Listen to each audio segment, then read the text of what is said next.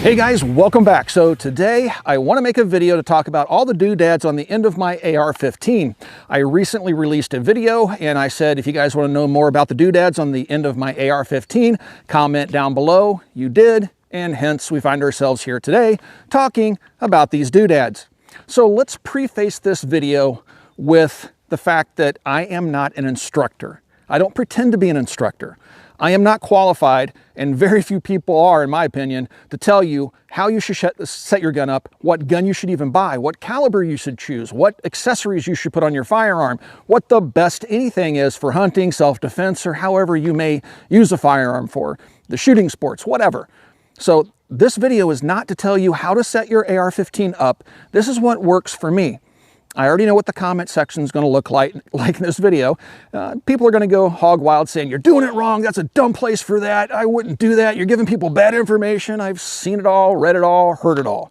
So I just want to let you guys know that I'm not telling you to go set your rifle up like this or to buy any of the products that you see in this video. I'm simply showing you what I use, and I'm going to explain to you my thinking as to why I have the firearm set up the way it currently is. So with that all being said, let's jump into the video and talk about the doodads.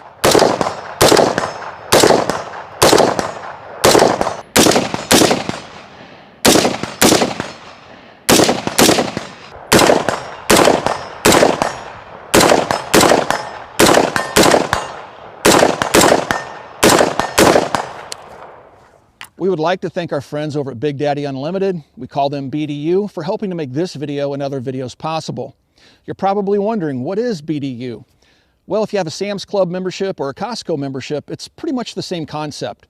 Once you become a member, you're allowed entry into their little domain of really good prices. And sometimes you have to dig around to find a good price, but just about anything you can think of is available at BDU. So your first month you can get for just 99 cents. Drop by, see if it's for you. If you'd like to stay a member, you can get 20% off your ongoing membership if you go to militaryarms.org. Right at the top of our website, you're going to see a link. Click that link and you can get 20% off. So swing by and check them out. So let's start off by talking about what the rifle is. The rifle is a standard BCM, has a 16-inch barrel on it with a BCM muzzle brake on the end. This works with my M4 SD2 suppressor, which I will also travel with from time to time. And that's why you see the carbon buildup in the fashion that it is on the muzzle devices, because that's from the M4 SD2 being used on the gun. So it's a BCM barrel, BCM key mod handguard. Yes, I said key mod. It's older. I've had this gun for quite some time. And the stock's BCM, upper and lower's BCM, handguard and barrel, everything's BCM. Some folks have asked about the logo on the mag well and where I had that done. This is a BCM lower, and they did this EGA on here at one point. They may still do it, I don't know. I got this from Copper Custom. We had the various branches of the lowers for sale. I picked this one up from Copper, but BCM was doing this. So the various emblems for the various branches of military service, they were doing that for some time. Again, they may still be doing it. I haven't seen it for a while at Copper. Check out the BCM website. Maybe they're still for sale. So with that being said, everything on the base gun is all BCM, fire control unit, everything. Now, I don't mess around with my triggers or anything like that. Let's start working away from the rear forward and talk about the different devices I have on the rifle. First of all, I guess we encounter the sling swivel here in the rear. I am using an end cap sling swivel. I could run it out here on the end of the stock. I choose not to do that, personal preference. I like it right here. It's a QD, so I can quickly take it off if I want to. Moving forward, I have my rear sight, and here's the front sight. We'll talk about the location of that here in a moment. But these are Griffin metal sights, and the reason I've chosen the Griffin sights, at one point I had the Magpul Pros, and the Magpul rear sight, the rear sight came apart. Just from being jostled around in the Jeep for days and hours on end, the rear sight spontaneously disassembled itself. So I went to take the rifle out of the Jeep one day to shoot it, and my rear sight was disassembled. So I'm not saying that they all will do that or that inevitably they'll do that. It's just my bad luck. So I lost faith in that particular product. And at the time, the Griffins were just coming out, I believe, and so I gave them a try. I haven't taken them off the rifle because they've not failed me. They're very minimalistic. You flip them up. They're detent up and down for deployment and for storage. So there's no buttons to push. And just a simple aperture. Both the rear sight and the front sight are adjustable for windage, and then just the front sight is adjustable for elevation. It's a standard AR-15 post up front. To put them away, just push like that. They're truly backup sights. My primary sight is my Trijicon Patrol, which you see here on the top. We'll talk about that next. Standard MRO Patrol. Has the Kill Flash ARD still in place. And yeah, just a standard red dot sight. I like the MROs. I think they represent a great value out there. They're affordably priced when compared to things like Aimpoint. I love Aimpoint optics, but let's face it, I wish I could put an $800 optic on every gun I own. The Trijicons never failed me, and I've really come to like them over the years.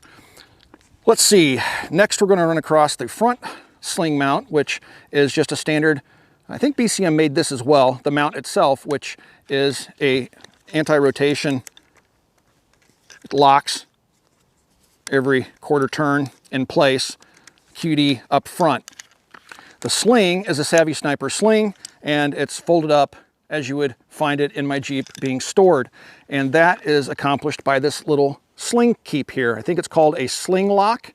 It's a very simple device. I don't remember what YouTube channel I was watching. I want to say it was one of the training channels, and they were talking about how they kept their sling nice and neat along the side of the rifle like this, and they had recommended this product. I picked it up. It was really affordable, and it works like a champ. To deploy the Savvy Sniper sling, all I have to do is just simply grab the sling and pull, and the sling deploys. The keep stays in place. It doesn't dangle. So now I have my Savvy Sniper sling, and these we sell these at Copper as well. It's the only sling I actually like. I've tried pretty much all the big brands that are out there, and I keep coming back to the Savvy Snipers. Really like them quite a bit. So now we have just a standard hand stop here, and my front sight is there because when I put my hand around the rail, I can't have that front sight where my thumb is. Also, if I were to move this front sight further forward, it would block access to the battery cap. So I wouldn't be able to change the batteries on my laser designator, which is both a red visible laser and an IR laser with no illuminator. I recently swapped this out. I took this off a different gun, got the D-Ball 2 that was on here previously. In my last video that you had seen this, because of the whole COVID-19 thing, I've had some time to rethink this. I used to have Gorilla Tape holding all the cabling in place. I've taken that off. Instead, I'm trying out some zip ties. If the zip ties continue to work, I'll just leave them on there. If not, I'll go back to putting some of that Gorilla Tape on there. Never had it fail me. It gets a little bit gooey when it gets warm, but the tape's never failed me. But this is a little bit cleaner. Give it a try. Doesn't work, go back to what's tried and true. So everything is out on the end of the barrel because I can't have it over here because of the rack that holds it in the Jeep. So I also had to put the white light on this side and the taps, TNVC taps switch on the left-hand side of the handguard, all driven by the mounting system that holds this rifle in place in the Jeep. Let's talk about the tap switch. So the tap switch has two buttons, and this front sight also serves as an indexing point for me. So if I want to run the white light, which is something I'm going to run more frequently than a laser, I just grab the rifle as I normally would with my hand hitting the hand stop, and then my hand falls into its natural position. When I do that, when I bring my index finger up from that natural position, that fires the white light, okay? Now, if I want to fire the laser, I come back and index off that front sight, and now my index finger hits that switch for the laser. I'm going to use the white light far more than I use the laser. Two cables that come out, they're standard plugs, and you can buy in caps for Surefire lights and others that use these standard plugs, which are, one for the light, one for the laser. The two cables, I should say, come out of the tap switch, and you can see how I have them plumbed and how they're being held in place using the T-slots to keep them in place on the handguard. This is standard BCM heat shielding. It just pops into the key mod, and then you can cut it, but I have it set up so that anywhere my skin contacts the steel except for over the top, I can keep my thumb off of it if it gets that warm, but my hand is shielded somewhat from the heat that would be generated from prolonged use of the firearm. On top, the CQBL. So this is a non-illuminator, just a straight up IR laser and red dot laser. Has three simple positions: off, IR, and then visible. The reason I went to this versus the D-Ball 2 is it sets a little bit lower, has a smaller footprint, and if I'm going to use an IR laser, I'll already have a bump helmet on with the night vision on it, and that bump helmet has a very bright IR illuminator already built into it, so I don't really need to carry it around to the end of the rifle. I'm going to have nods on my head, If I'm gonna have my nods on my head, I'm already gonna have an illuminator, so there's no reason for me to double up. And I don't use this all that often. The red dot would be used at CQB, very quick snap shooting.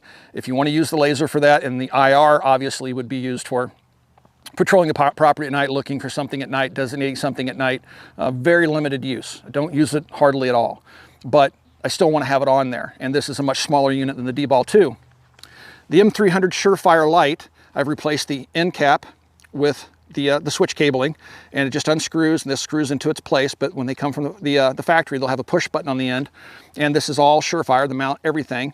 And again, a single CR123A battery in here, single CR123 battery in the Steiner CQB-L, and then this M300 has the KE1H lens on it, 500 lumens of white light.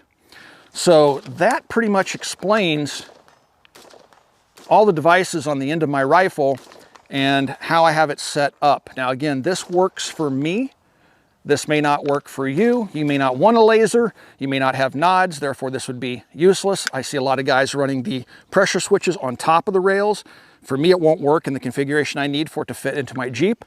So I choose to run it on the left-hand side, but for me, as you see how I used it with my index finger, it works just fine.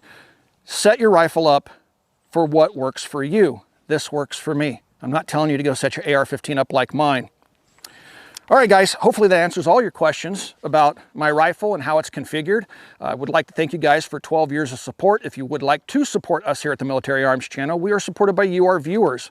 You can do that by clicking the Patreon link down below, follow that link, and consider becoming part of our Patreon family. Also, the video player that you're watching right now has a little join button underneath it, either on the mobile device or on your desktop. Click that join button, check out some of the perks, and consider becoming part of our YouTube membership family right here on YouTube. And last but not least, swing by and check out coppercustom.com. Again, thank you for 12 years of support, and we'll talk to you guys soon.